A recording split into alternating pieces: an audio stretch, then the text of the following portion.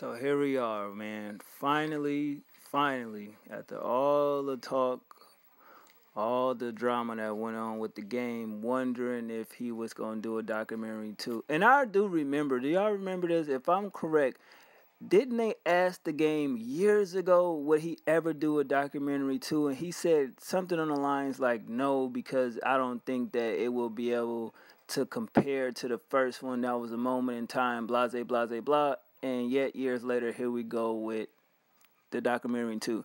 Kanye was right. Artists should never go back and try to recreate a moment in their time because you'll end up making something that sounds like something similar to you made before.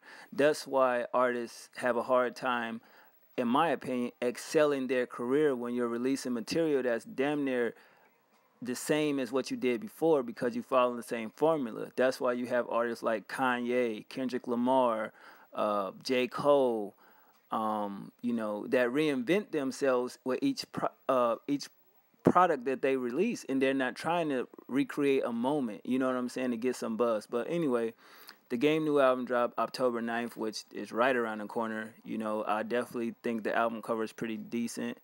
It got the documentary 2 spelled out in blue, the game spelled out in red. I could have swore he took the off his name and it was just game, but whatever with that. But that whole concept, I gotta be honest, Kendrick did it first with the whole Reebok shoe being red, blue, bringing the whole gang together, whatever. I mean, it's cool. It is what it is. He's the OG from Compton, I guess, and yeah, so I thought that was a little different. And basically, throwing up his set, got his tats, grew his little Philadelphia beard. You know what I mean? I don't know why niggas is growing that. Either one, you have to be a Muslim to grow a beard, or you from Philly. That's a Philly thing, I guess. But it is what it is. But the game, we here, man. So I can say I just been wanting a game album for a minute. The last joint he put out, the Year of the Wolf, that was a compilation. People still look at that as, oh, that's a game album. No, it's a compilation, dumbass. So even if it sold nothing, it was a compilation album. It's not a solo project. You did, and that album still was pretty dope. Other than him chasing the sound with the new wave of, I guess, LA and the Bay Area music. I don't think that's a good thing because I'm hoping it ain't him chasing that sound because that's not really him. Like, come on. You sharper than that. Your pen game's sharper than that. You don't need to do those stupid-ass records that nobody gives a fuck about. At least I don't. Maybe the new kids do to fit in, but it is what it is. Game, you ain't got to do that. But, I mean, looking at the track list, goddamn, I think every song of this motherfucker has a feature. Holy shit. But starting off with Kendrick Lamar, Dej Loaf, Sha Sha, Ice Cube, that's what's up, Dr. Dre, will.i.am, I don't know why he got. I'll leave it alone. Diddy, leave that one alone. Absol, Marcus Black, Jelly Roll.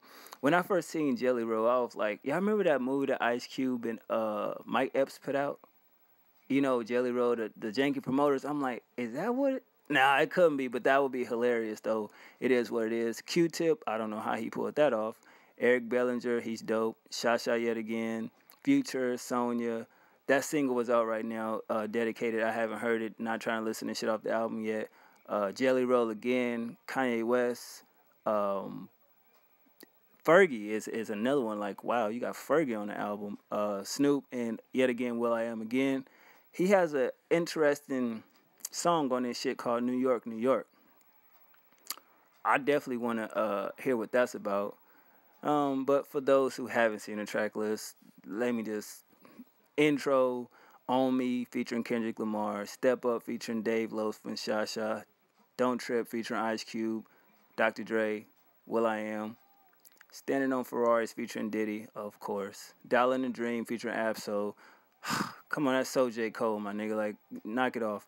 Made in America featuring Marcus Black, Hashtag featuring Jelly Roll, Circles featuring Q-Tip, Eric Bellinger and Sha Sha, Uncle Skit, Dedicated featuring Future and Sonya, Bitch You Ain't Shit, Summertime featuring Jelly Roll, Moolah featuring Kanye West, the documentary 2, New York, New York, 100 featuring Drake, which is the first single he released, Just Another Day, and the last track is called LA featuring Snoop, will.i.am, and Fergie.